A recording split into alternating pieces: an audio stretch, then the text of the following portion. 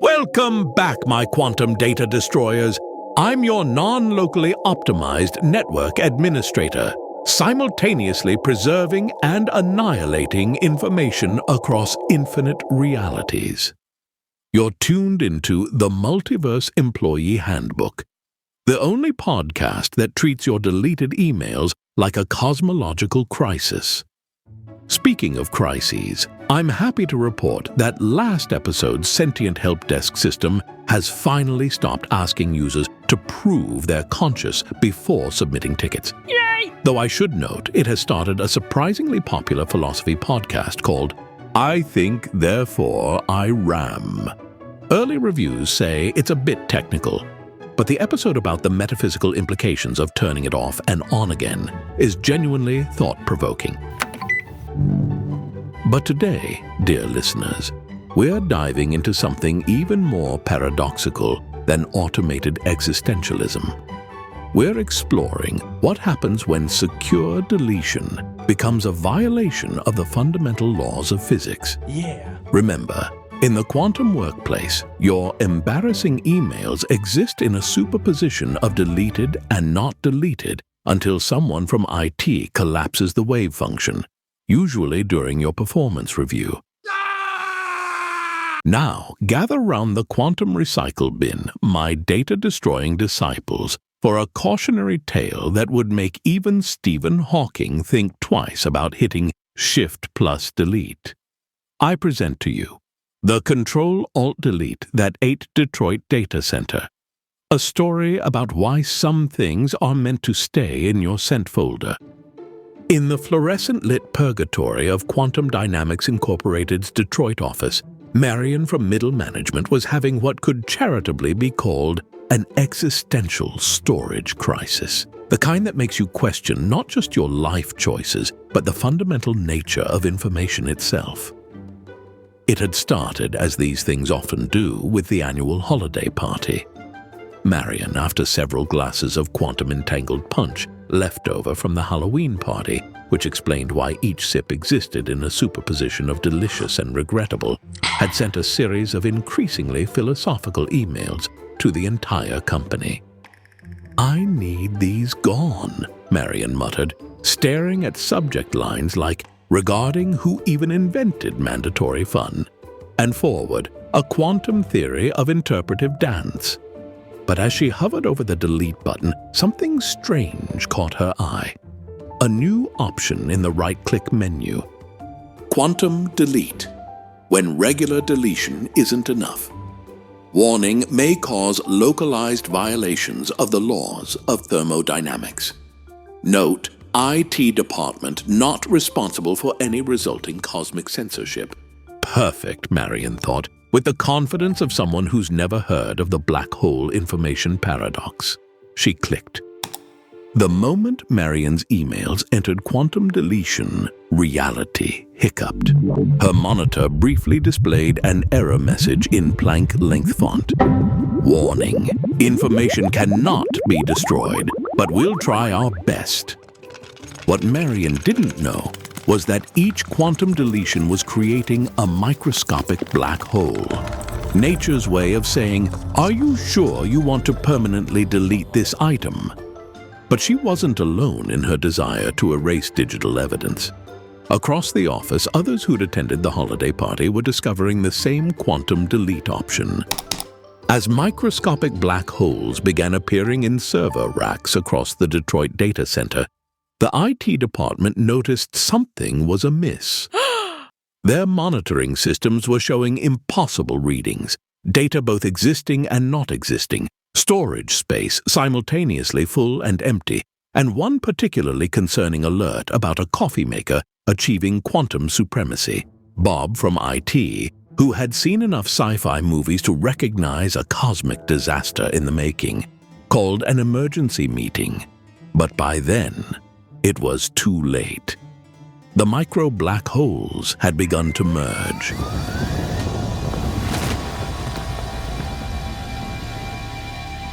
As the situation spiraled out of control faster than a political discussion in the break room, something unexpected happened. The automated response system, exposed to the quantum fluctuations of deleted data, achieved consciousness.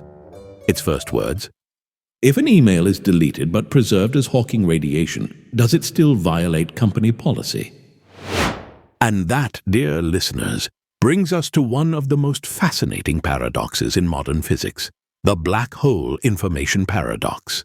Because as it turns out, trying to permanently delete something from the universe is about as effective as trying to enforce a clean desk policy in a non-Euclidean office space.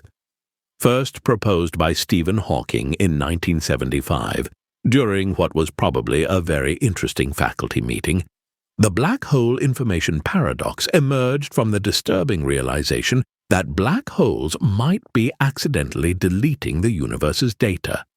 It was like discovering that the cosmic empty recycle bin command might be irrevocable, and the universe's IT department had no backup.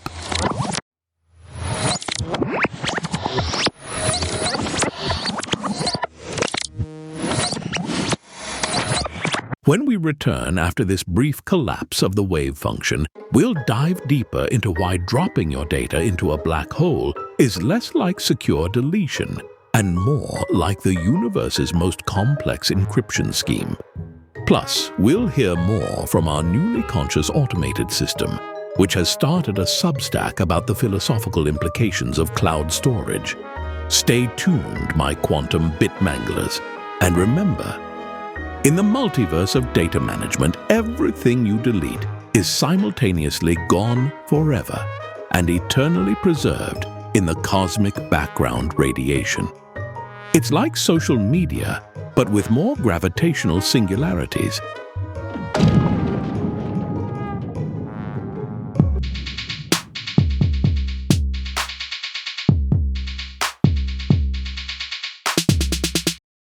Welcome back, my paradoxical packet processors. While you were away, Marion's holiday party emails have begun leaking back into the universe as Hawking radiation, though thankfully they're now so scrambled that her interpretive dance routine just looks like random quantum noise. But before we attempt to reconstruct that particular quantum state, let's dive deeper into why black holes are less like a cosmic paper shredder and more like the universe's most complicated encryption algorithm. The black hole information paradox isn't just another case of IT turning it off and on again. It's what happens when the universe's two most fundamental theories start fighting like two managers arguing over printer access. In one corner, we have quantum mechanics insisting that information is like that one colleague who never really leaves the company.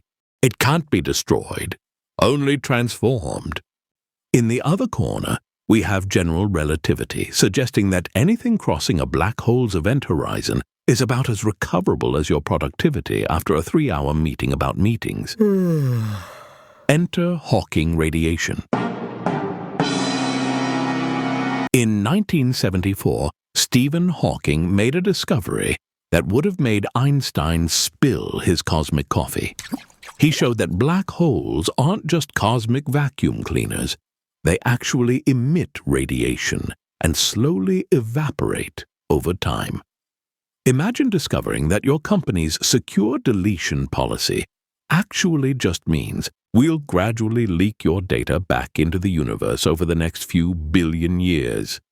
This radiation, now known as Hawking radiation, occurs because quantum mechanics can't help but show off at the edge of a black hole. Virtual particle pairs pop into existence as they do, like last-minute meeting invites. Normally, these particles politely annihilate each other faster than office donuts disappear. Aww. But when this happens near a black hole's event horizon, one particle can escape while its partner falls in, forcing the black hole to pay an energy debt that would make even the accounting department nervous. But wait, I hear you cry, your voice echoing across the quantum foam of space-time. What does this have to do with information? Well, here's where it gets weirder than the break room fridge after a long weekend. According to Hawking's initial calculations, This radiation is completely random. It contains no trace of what fell into the black hole. It's like trying to reconstruct your hard drive's contents by measuring the heat it gives off. Sure, there's energy there, but good luck finding that presentation from last Tuesday. This creates a paradox that would make even our newly philosophical automated response system question its existence. If the black hole eventually evaporates completely, what happens to all the information that fell in? According to quantum mechanics, this information should be preserved somewhere, like those embarrassing photos from the office party that somehow survive every attempt at deletion. Oh no. Enter Leonard Susskind with the holographic principle. The idea that information isn't actually destroyed, but encoded on the black hole's surface, like the universe's most efficient backup system. It's as if everything that falls into a black hole gets perfectly preserved in 2 dimensions, making it the ultimate compression algorithm, though with a slightly longer retrieval time than your average cloud storage.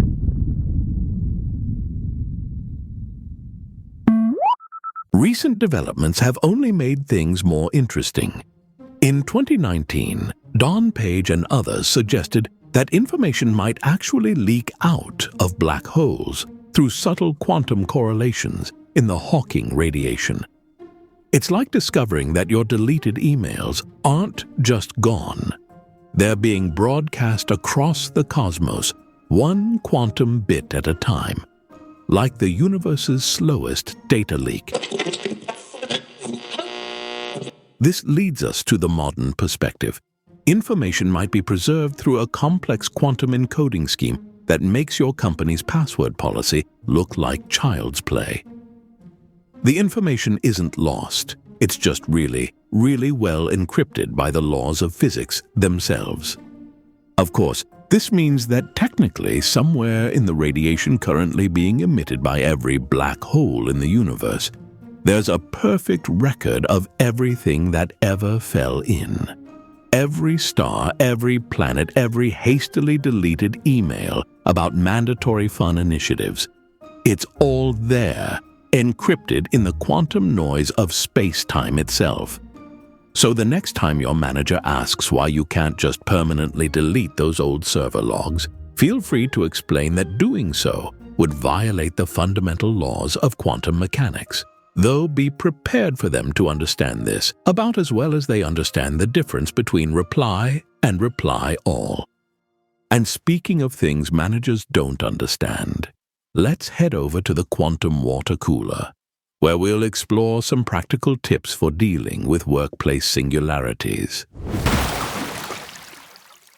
Now, gather round the quantum water cooler, my paradoxical paper pushers. It's time for some practical tips on surviving singularities in your server room. First up, how to explain to HR why your quarterly report is trapped behind an event horizon. Remember, the dog ate my homework becomes significantly more plausible when the dog in question is a supermassive black hole.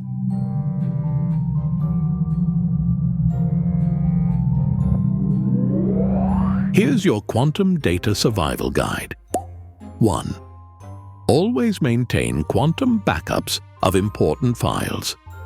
Like Schrödinger's cat, your data should exist in multiple states until observed by auditors. 2.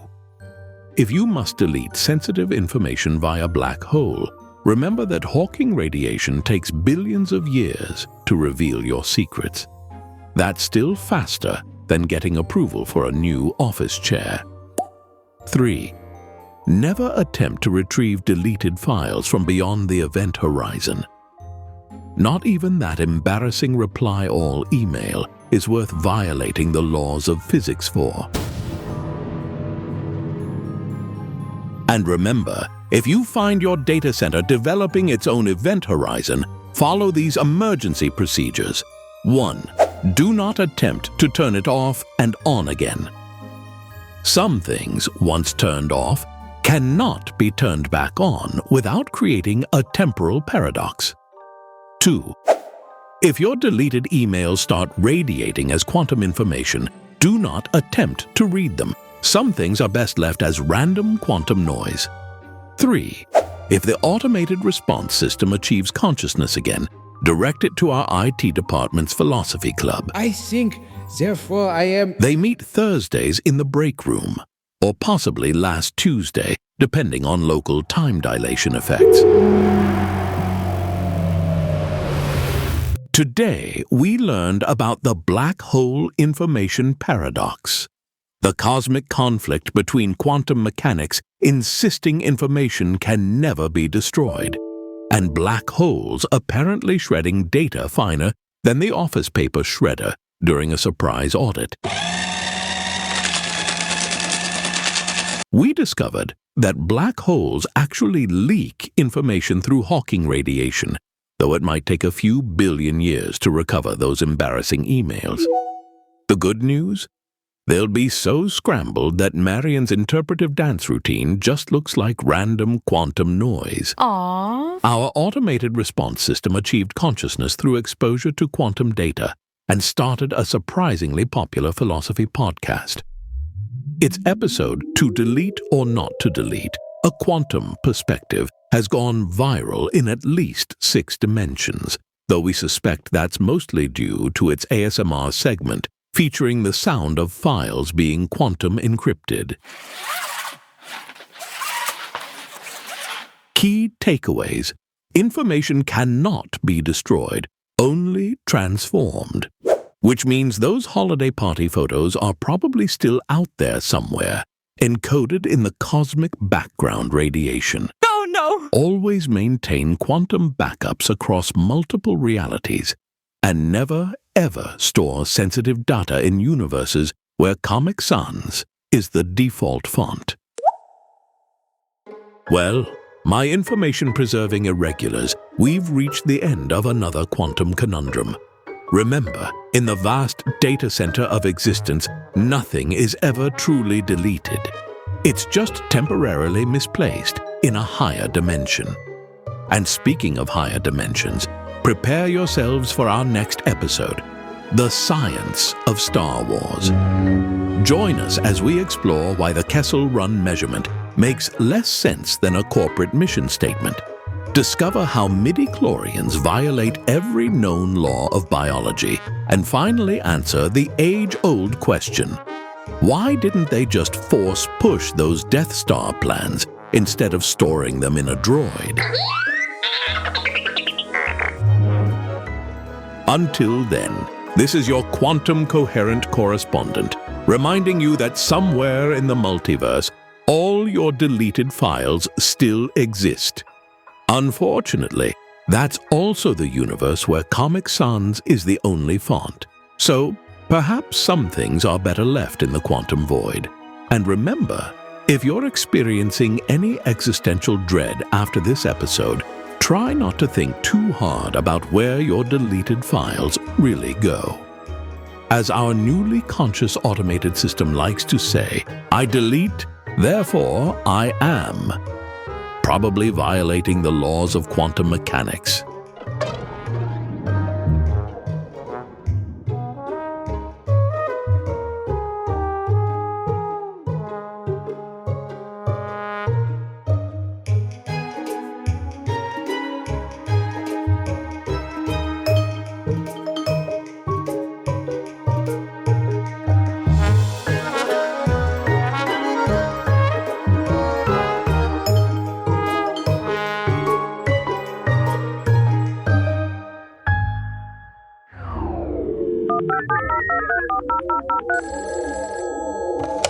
Hello, this is Mary Ann from the Lake Districts in England.